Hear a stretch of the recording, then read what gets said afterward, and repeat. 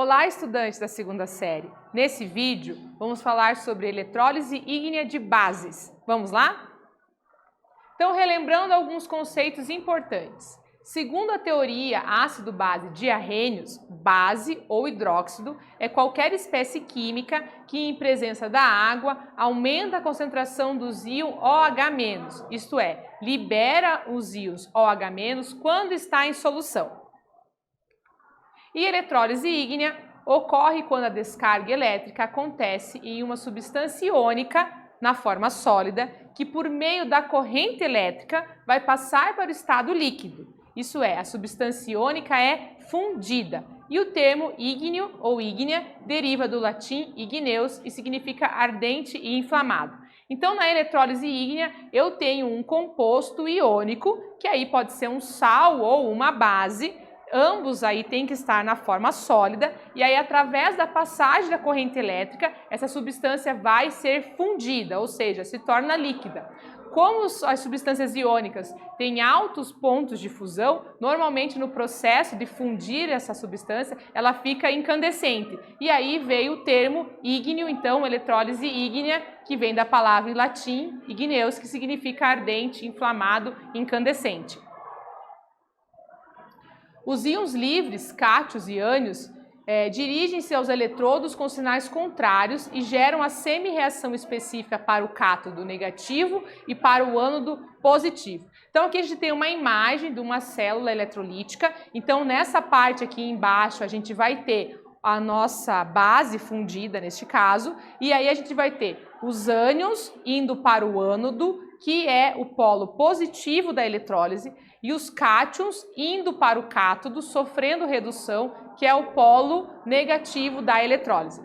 Veja que aqui, para a eletrólise funcionar, é necessário fornecer uma energia externa, pois ela não é um processo espontâneo. Então, aqui nessa fonte pode ser uma bateria, uma pilha ou estar conectado direto à rede elétrica para funcionar. Lembrando que nas pilhas a gente tem os valores contrários. Para a pilha, cátodo é positivo e ânodo é negativo. Então, os termos continuam sendo os mesmos, mas agora na eletrólise vai designar polos diferentes. Então, lembre sempre, o cátodo é o polo negativo da eletrólise e o ânodo é o polo positivo da eletrólise.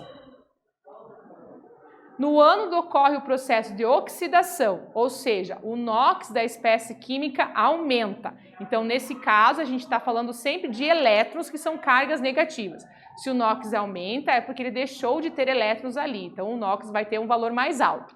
No cátodo ocorre a redução do cátion, geralmente um metal, e ainda acontece a diminuição do NOx. Nesse caso, ele está recebendo elétrons, então vai ficar cada vez mais negativa a sua carga ali, o seu NOx então vai ter a diminuição.